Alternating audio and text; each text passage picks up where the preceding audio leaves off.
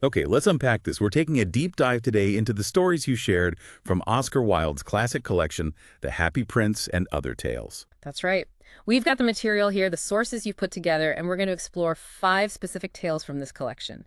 The Happy Prince, the Nightingale and the Rose, the Selfish Giant, the Devoted Friend, and the Remarkable Rocket. And our mission for this deep dive, looking at your sources, is to really dig into these seemingly simple fables. What are the core ideas about human nature, about society, about, different kinds of love and value that Wilde is exploring here? Exactly. These aren't just children's stories, as your sources make clear. They offer surprising, sometimes challenging insights. We'll be exploring these characters, their motivations, and tracing those often unexpected turns the tales take as we go. Let's jump right into the first one you shared. Right, kicking off with the title story, The Happy Prince.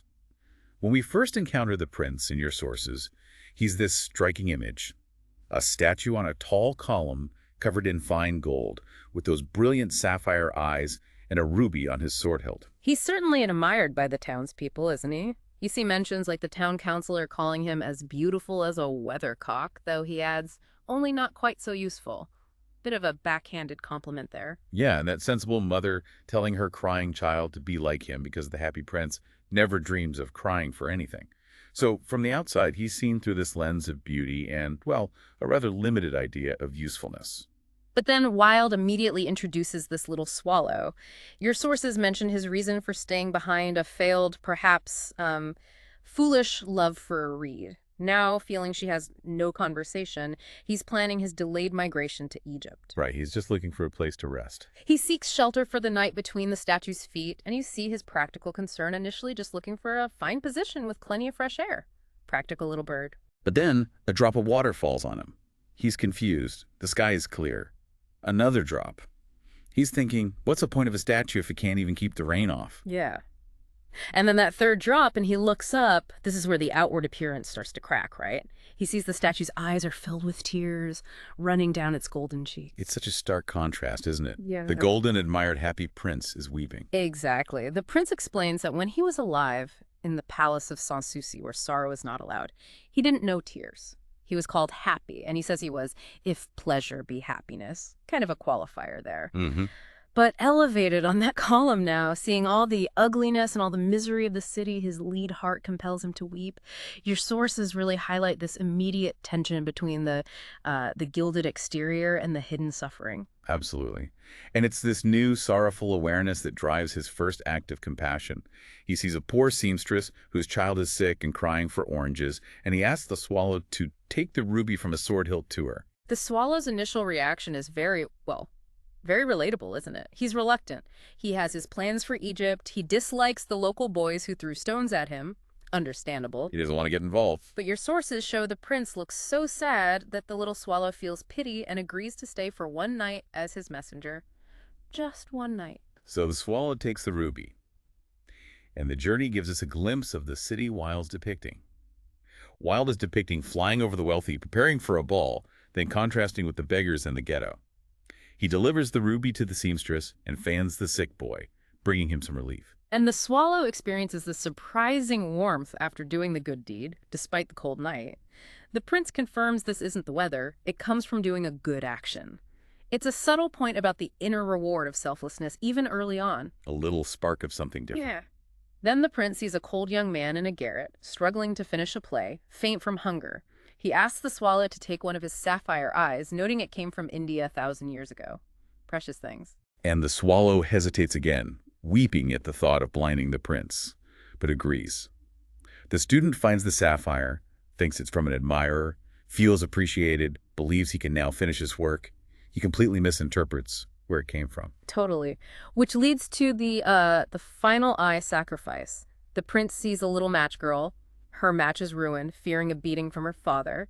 She's shoeless and stockingless. He asks the swallow to take his other sapphire eye, leaving him completely blind. It's at this point the swallow pledges his unwavering loyalty, saying he will stay always because the prince is now blind. His plans for Egypt are gone. He becomes the prince's sight, essentially. He tells him stories of his exotic travels, red ibises, the sphinx, merchants, all these fantastical things. But the prince offers a deeper perspective based on what he now understands about the city, even without sight.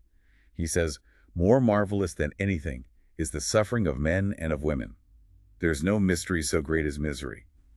That's a powerful line. It really is. He directs the swallow to fly over the city and report on that suffering, not the wonders of Egypt. So the swallow sees the stark inequality.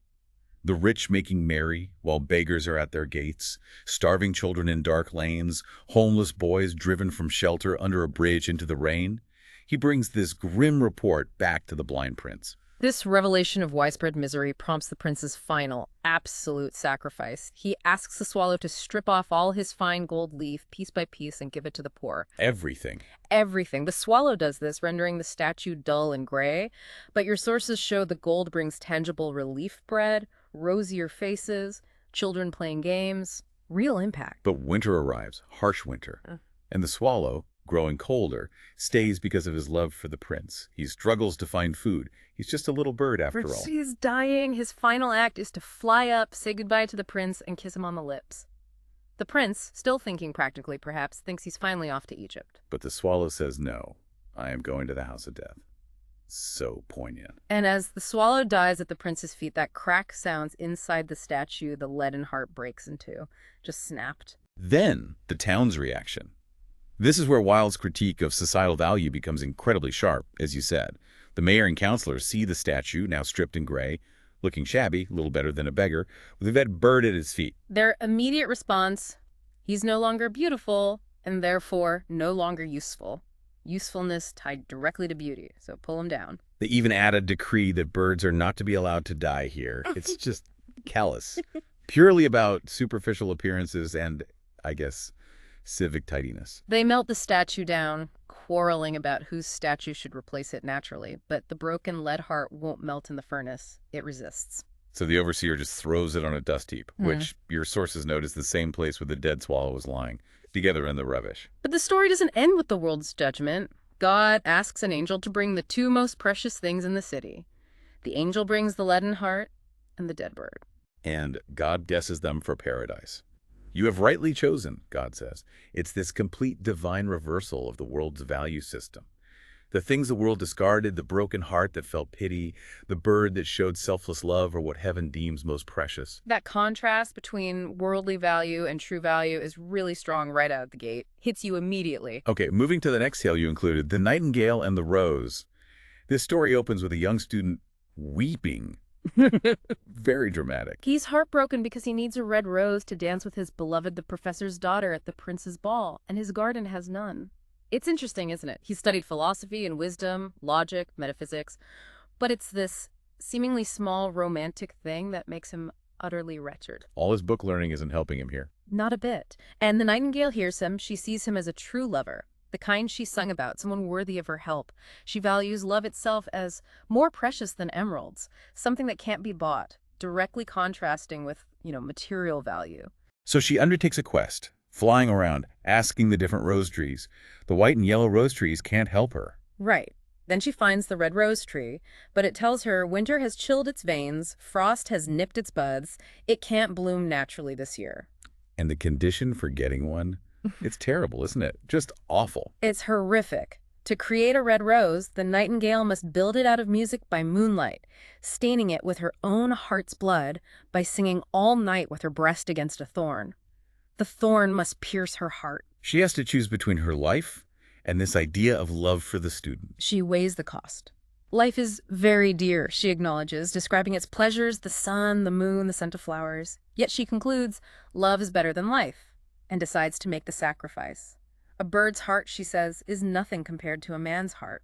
She really elevates his supposed love. She tells the student he will have his rose, asking only that he be a true lover, and declares love is wiser than philosophy and mightier than power. Big claims. But your sources really emphasize the student's limitation here. He looks up, but could not understand what the nightingale was saying, for he only knew the things that are written down in books. He hears the sound, maybe, but not the meaning. And later, he completely misinterprets her singing itself. Yes. He thinks she has form, but no feeling, like most artists, all style, without any sincerity. He dismisses her beautiful song because it doesn't mean anything or do any practical good. There it is again, practicality above all else, something you highlighted in your notes. So, despite his inability to grasp the depth of her devotion, the sacrifice happens. Wow. All night, The nightingale sings against the thorn. The rose blooms, magically changing color as she sings of love's birth, its passion. Then finally crimson as the thorn reaches her heart and she sings of love that is perfected by death. She gives her final burst of song, her heart pierced, and dies at the foot of the tree.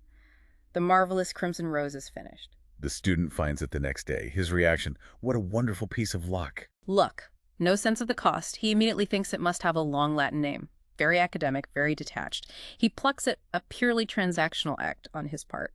He takes it to the professor's daughter, Yeah. reminding her of her promise to dance if he brought her a red rose. Her rejection is just breathtakingly shallow. She frowns, says, "I'm afraid it will not go with my dress," and worse. Oh, yeah.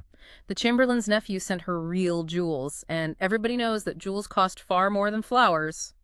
Material value wins again, decisively. The student is angry, calls her very ungrateful, and throws the beautiful hard-won rose into the gutter. It's literally crushed by a cartwheel. All that sacrifice just gone. And she dismisses him too, calling him rude, asking, "Who are you?" Only a student, mocking him for not having silver buckles like the nephew. Status, again. And the student's ultimate takeaway from this immense sacrifice and rejection, not about the nature of love or sacrifice, but What a silly thing love is, he concludes. It is not half as useful as logic. It is quite unpractical. He decides to return to philosophy and study metaphysics, reinforcing that preference for the practical and intellectual over the emotional and selfless. So the nightingale's life, given for an ideal of love, creates this incredible beauty, but is utterly wasted on individuals who are completely incapable of appreciating it. They prioritize surface value, wealth, simple practicality over genuine emotion and devotion. It's heartbreaking. It really makes you question who the story's true lovers actually are, doesn't it? Maybe it was a nightingale all along. That's a great point. Let's turn to the selfish giant from your collection. This one starts with a very different kind of beautiful space, a lovely garden where children play. Very idyllic. It's described vividly, isn't it? Full of soft green grass, flowers like stars, 12 peach trees that had delicate blossoms in spring and rich fruit in autumn. And the key detail, the children were very happy there every afternoon after school. Then the giant returns. He'd been away for 7 years visiting his friend, the Cornish ogre. Your sources note his conversation was limited, which gives you a little clue about his personality perhaps. Not exactly a social butterfly. Definitely not. He finds the children playing in his garden, roars, "What are you doing here?" drives them away gruffly, builds a high wall all around it, and puts up a trespassers sign. "Trespassers will be prosecuted," he declares it. My own garden, the ultimate act of selfish possession. The consequence for the children is immediate nowhere else to play. The road is dusty and full of hard stones, and they just wander around the high wall after school, missing the garden and talk about how happy they were inside. But the consequence for the garden itself is almost magical realism, as you said. Spring comes everywhere else, but stays winter in the giant's garden. The birds don't sing because the children aren't there. The trees forget to blossom. Even a single flower that pops its head up sees the notice board and feels sorry for the children, so it slips back into the ground. Winter's personified too, right? Snow and frost are pleased, invite the roaring north wind wrapped in furs and the rattling hail dressed in gray.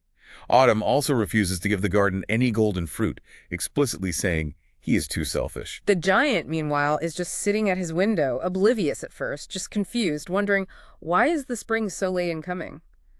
He hopes for change in the weather, doesn't connect it to his actions at all. The turning point you flagged happens one morning. The giant hears lovely music, just a little linnet singing outside his window. It was so long since he had heard a bird sing that it sounded like the most beautiful music. And the weather changes instantly. The hail stops dancing. The north wind ceases roaring. A delicious perfume comes through the open casement. He realizes spring has come at last. He looks out and sees the children have found a small hole in the wall and crept back in. They're sitting in the branches of the trees, and the trees are so glad to have them back they've covered themselves with blossoms. Birds are flying about, twittering with delight, flowers are laughing. It's a scene of completely restored joy. But one corner remains winter. It's the farthest corner of the garden where a little boy is standing. He's too small to reach up to the branches of a tree, which is still covered with frost and snow, and he's crying bitterly. The poor tree is bending its branches down, trying to reach him. This sight is what finally melts the giant's heart. He has that moment of self-awareness. How selfish I've been. Now I know why the spring would not come here.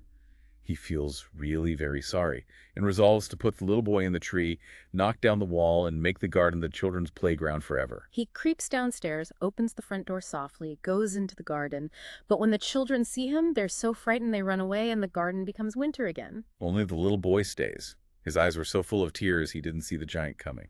The giant gently comes up behind him, picks him up, and puts him into the tree. And the tree immediately breaks into blossom. Birds come and sing on it, and the little boy stretches out his arms, flings them around the giant's neck, and kisses him. Seeing this, that the giant isn't wicked anymore, the other children come running back, and with them comes the spring. The giant declares, "It is your garden now, little children," and takes a great axe and knocks down the wall for good. People going to market see him playing with the children in the most beautiful garden they had ever seen. The giant loves all the children, but especially the little boy who kissed him. He asks for him every evening after school, "Where is your little companion?" But the boy disappears. The other children say they don't know where he lives, they'd never seen him before.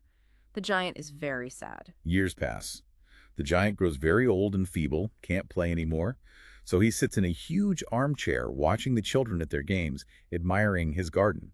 He calls the children the most beautiful flowers of all.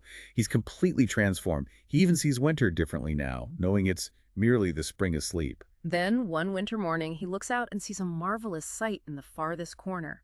The tree covered in lovely white blossoms, its branches golden silver fruit hanging down, and underneath it stands the little boy he loved. The giant rushes out in great joy, runs across the grass. But when he gets close, his face grows red with anger. He sees wounds on the little boy's palms and feet, the prints of 2 nails. "Who hath dared to wound thee?" cries the giant. He's furious, wants to take his big sword and slay whoever did it. Protective now, not selfish. But the boy's response is profound. "Nay," he answers, "but these are the wounds of love."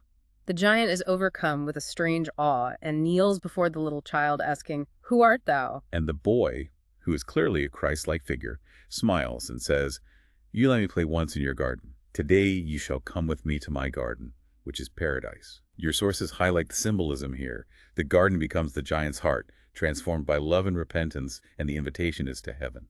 The children, when they run in that afternoon, find the giant lying dead under the tree, all covered with white blossoms, a peaceful, beautiful end that signifies his salvation through his change of heart and learning to love others. It's a really powerful story of transformation. It is.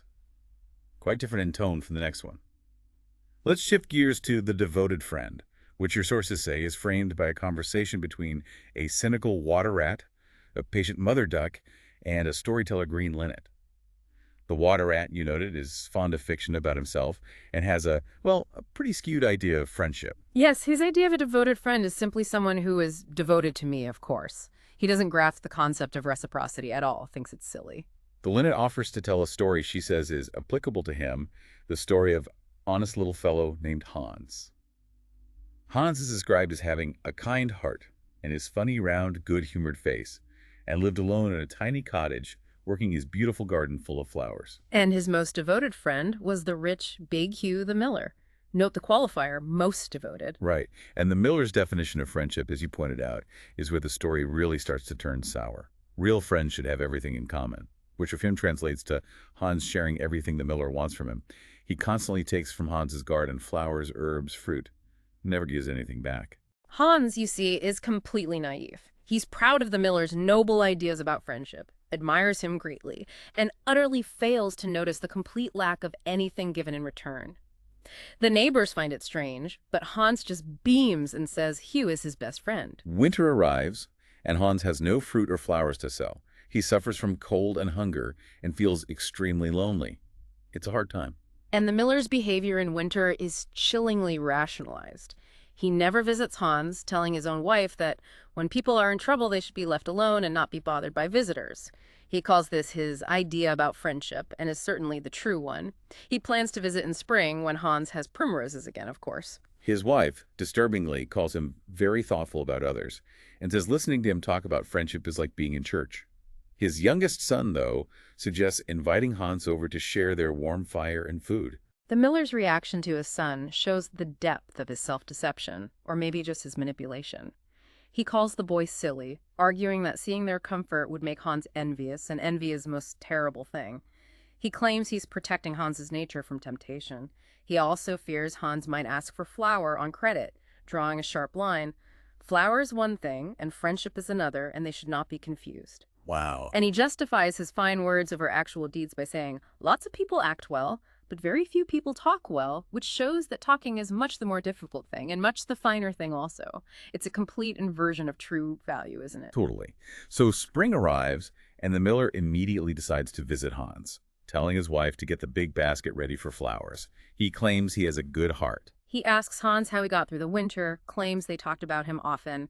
He dismisses Hans's feeling of being forgotten with a platitude. Friendship never forgets, that is the wonderful thing about it. Then immediately he praises Hans's primroses, clearly the real reason for the visit. Hans explains he was planning to sell the primroses to buy back his wheelbarrow, which he had been forced to sell during the winter hardship, along with other small treasures. The miller's generosity then comes into play. He offers Hans his old broken wheelbarrow. One side is gone and there is something wrong with the wheel spokes. He calls this very generous because he has a new one himself and claims generosity is the essence of friendship. This is where the manipulation becomes relentless, as your notes highlight. Hans is grateful and says he can repair it with a plank of wood he has.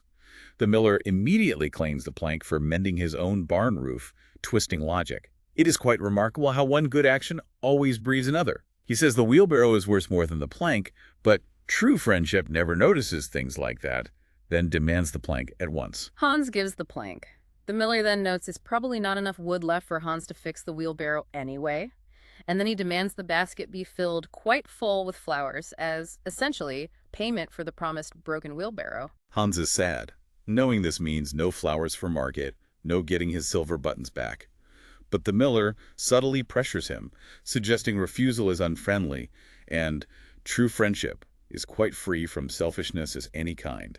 Hans, valuing the miller's opinion as his best friend, gives all his beautiful primroses, would rather have the miller's good opinion than his buttons back. And the demands just keep coming after that, don't they? Carrying a heavy sack of flour to market on a hot day, even though Hans needs to work in his garden. Mending the miller's barn roof all day, driving the miller's sheep to the mountain another whole day gone. Each time, Hans hesitates, asks if it would be unfriendly to say he's busy. And the miller implies it would be, considering the generosity of the wheelbarrow promise. Or he guilt-trips him by saying he'll do it himself. Hans always complies.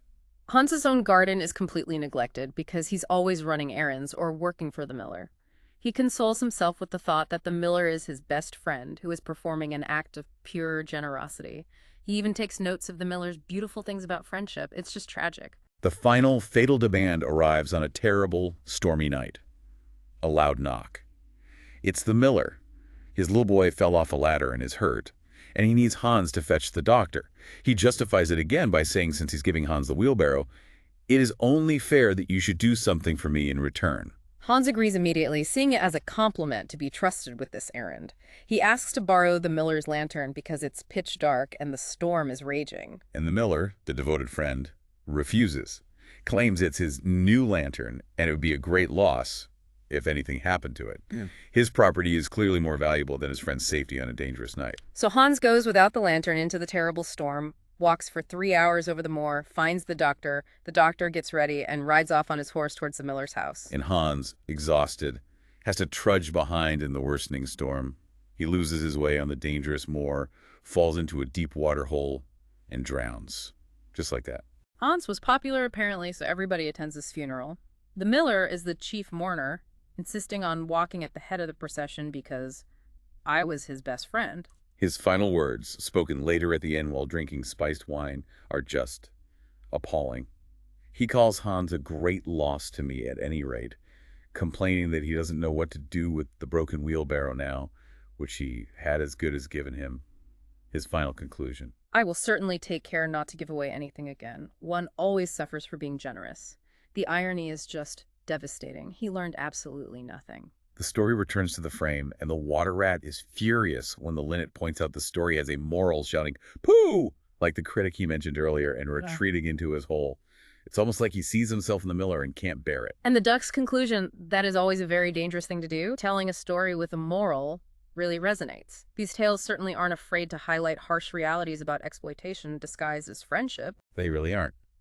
Okay, let's wrap up with the last story in your collection, The Remarkable Rocket. This one feels quite different in tone, doesn't it? Almost satirical.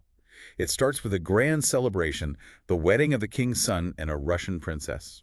It's painted as a scene of pure delight and maybe some superficial beauty. The princess is pale like a white rose, then blushes like a red rose when kissed by the handsome prince with dreamy eyes. The court is delighted. The king showers rewards, doubling the page's non-existent salary, a nice touch. They drink from a crystal cup that only true lovers can drink from without it turning gray, and their love is declared clear as crystal. The king even plays his flute badly, but everyone praises it. Appearances are everything. Exactly. The climax is the grand fireworks display planned for midnight. The king compares them rather grandly to the aurora borealis, prefers them to stars, and calls them as delightful as my own flute playing.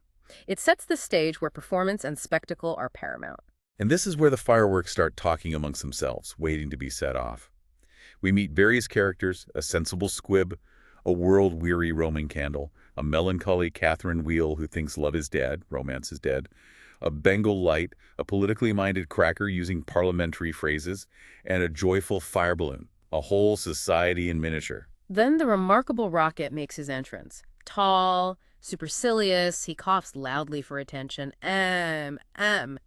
He speaks slowly, distinctly, looking over people's shoulders with a most distinguished manner.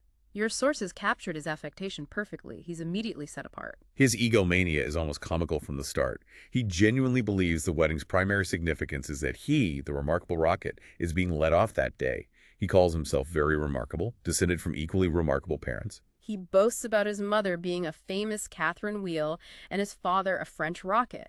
He even gets into a petty argument about the pronunciation of pyrotechnic, insisting on his own made-up version, pyrotechnic, and feeling crushed when corrected by the sensible Bengal light.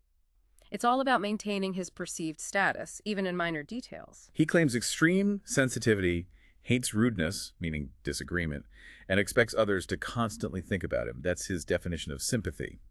He truly believes his failure to launch would ruin the entire royal wedding and the king's life. The stakes are incredibly high in his mind. The other fireworks try to offer practical advice, like the Roman candle telling him to keep dry. He dismisses common sense as being for those without imagination. He has imagination, he claims, because he thinks of things as quite different from how they really are. He sneers at their practicality, noting the others have no hearts, completely projecting his own lack of genuine feeling onto them. He calls the fire balloon simple joy about telling the stars about the bride, a trivial view of life, calling the balloon itself hollow and empty. Then, in a truly bizarre moment of performative sensitivity, he invents a terrible, hypothetical misfortune. The prince and princess having an only son who then drowns and gets deeply affected by his own fictional scenario. The others point out, quite reasonably, that it hasn't happened. He insists he didn't say it had, just that it might, and that possibility is enough to make him weep. It's entirely self-indulgent, affected sympathy. He makes tragedy about himself. The Bengalite calls him the most affected person I ever met. The rocket calls him rude, claims friendship for the prince, even though he admits he doesn't know him, adding it's very dangerous to know one's friends. Another twisted maxim. And then he weeps real tears, shedding them so profusely he nearly drowns two little beetles. The Catherine Wheel, caught up in her own romantic melancholy, actually thinks he has a truly romantic nature because he weeps when there is nothing to weep about. While the practical Roman candle and Bengal light just call it humbug, a very blunt assessment. The actual display happens, and it's magnificent. Whiz, boom! The squibs dance, the Bengal lights make everything scarlet, the fire balloon soars, the crackers bang away enjoying themselves. Everyone is a great success, performing as expected, bringing joy and spectacle. All except the remarkable rocket. He is, as the source puts it, so damp with crying that he could not go off at all. His gunpowder is useless. The fireworks he sneered at as his poor relations perform beautifully. Yet he remains utterly convinced of his own importance, believing he's being reserved for some grand occasion. He looks even more supercilious, despite his failure. The next day, workmen are tidying up the garden. He thinks they're a deputation coming to honor him, trying to look dignified. His fate is quite unceremonious. A workman finds him, dismisses him as a bad rocket, and casually throws him over the wall into the ditch outside. And his delusion persists. He misinterprets Bad Rocket as Grand Rocket, thinks he's mistaken for a court dignitary, and convinces himself the muddy ditch is actually a fashionable watering place sent there to recover his shattered nerves. He has these absurd conversations with a frog, a dragonfly, and a white duck, which primarily serve to showcase his complete inability to listen, his condescending attitude, and his unending self-absorption. The frog prefers doing all the talking, the dragonfly finds him tedious and leaves, and the duck asks about his usefulness. Ah, yes, the usefulness question. To the duck's practical query about what use he is, the rocket is utterly haughty. He calls her lower orders and declares people of his position are never useful, they merely have accomplishments. He has no sympathy with industry, calling hard work the refuge of people who have nothing whatever to do, utterly dismissive. He continues to see himself as a distinguished visitor in the ditch, finding the place tedious and essentially suburban, a great Wilding touch. He plots his triumphant return to court where he is destined to make a sensation. He calls the practical duck's mind distinctly middle class. His final moments are the absolute peak of this delusion. Two little boys find him while gathering sticks. They call him an old stick. He misinterprets it as gold stick, thinking he's finally being recognized as the dignitary he believes himself to be. They decide he'll burn finally and put him on their pile of faggots to help boil their kettle. The rocket thinks he's being launched in broad daylight so everyone can witness his greatness. He fizzles slowly because he's still damp, then finally launches with a fizz. He thinks, delightful. I shall go on like this forever. What a success I am. He explodes with a final bang, bang, bang. But nobody sees or hears him. The boys have fallen asleep by their kettle. The charred stick falls back down and lands on a goose, who just thinks it's raining sticks and runs off quacking. Total anticlimax. His very last thought as he goes out completely is the ultimate self-deception. I knew I should create a great sensation. His entire perceived magnificent existence was utterly unnoticed and had absolutely no impact on anyone. He was, in the end, just a damp stick that briefly fizzled. A perfect deflation of ego. Wow. So bringing all these stories from your sources together, I mean, what connections jump out? Yeah. That contrast between outward appearance and inner reality comes up repeatedly, doesn't it? It feels central. Absolutely. It's a thread running through almost all of them, really. The Happy Prince statue, gilded and admired, versus his weeping-laid heart full of pity. The miller's beautiful talk about friendship versus his utterly selfish, exploitative actions. The remarkable rocket's perceived grandeur and sensitivity versus his actual uselessness and self-absorption. It's like Wilde is constantly challenging us, challenging you, the listener, to look beneath the surface. And the whole idea of value is completely turned on its head. Societal value in these stories seems based on such superficial things: beauty, wealth, status, perceived usefulness, practicality. Think of the townspeople valuing the prince for his looks, then discarding him. The professor's daughter preferring jewels over a unique sacrificed rose. The miller valuing profit above friendship. The rocket valuing status above all else. But the true value presented in these tales, as seen through characters like the prince, the swallow, the nightingale, arguably Hans in his own way, is found in compassion, genuine sacrifice, selfless devotion, kindness. The things the world often disregards or even tramples on are what matter most in a moral or even, a divine sense, as we saw with the Prince and Swallow's ending. And how about the nature of love and friendship? Your sources show these really starkly contrasted views. On one hand, you have this selfless devotion, the swallow for the prince, the nightingale for her idea of the student's love, even Hans's quiet, terribly exploited loyalty. Contrasted so sharply with the self-serving kind, the miller's cynical performance of friendship with Hans, which is pure exploitation, or the complete superficiality of the professor's daughter's view of love, or the student dismissing love entirely when it proves unpractical. And the rocket's idea of sympathy is just a narcissistic demand for attention, isn't it? Sacrifice is such a powerful recurring theme, too. The prince gives everything his riches, his sight. Eventually his heart breaks but finds paradise. The swallow gives his life out of love, joining him. The nightingale gives her life to create something beautiful for love, but that immense sacrifice goes completely unappreciated, even scorned, by those it was intended for. And then there's Hans. Poor Hans. He gives his resources, his time, his energy, ultimately his life, serving a friend who simply uses him up, discards him, and then complains about the inconvenience of the promised broken wheelbarrow. His devotion is met not with reward or even recognition, but with exploitation and death, seemingly unvalued by the world he lived in. It really does feel like a strong critique of, well, maybe Victorian society specifically, but perhaps any society that prioritizes wealth, status, and cold practicality over genuine emotion, art, or simple kindness. The world in these stories often seems blind, or deliberately blind, to true goodness. Yes, the townspeople discarding the prince the moment he's no longer gilded and useful. The professor's daughter preferring mass-produced jewels to a unique rose literally born of sacrifice. The miller's cold, self-serving rationalization of his exploitation. The rocket's utter focus on superficial display and his contempt for industry or usefulness. It's a consistent pattern. And this ties into that really poignant theme you mentioned earlier, the theme of being unseen or unheard. The Nightingale's incredible sacrifice is unnoticed for what it truly was, dismissed as mere style. The rocket's final, self-proclaimed grand moment, his sensation, is witnessed by absolutely no one. Hans's quiet devotion and tragic death are easily brushed aside and twisted by the miller for his own narrative. It suggests that genuine devotion and selflessness often operate outside the realm of public recognition or worldly reward in these tales. The most precious things, as the angel shows us right at the start, might literally be found on the dust heap, completely unnoticed by the world rushing by its own concerns. We've really journeyed through quite a range of human and even non-human experiences in these 5 stories you shared. They're far richer and frankly darker than simple fairy tales. They are indeed. As your sources demonstrate, these fables offer surprisingly profound and often quite poignant insights into who we are, how we value things, and the complex, sometimes incredibly painful, nature of love and sacrifice. They don't offer easy answers. And this is where it gets really interesting, I think. It's something to leave you with from this deep dive today. Mm. Given that in so many of these stories, true devotion, real selflessness, seems to lead to suffering or even death and is often completely overlooked or actively devalued by the world it touches. What does that tell us? What does it suggest about what we in our own lives and our own society truly prioritize?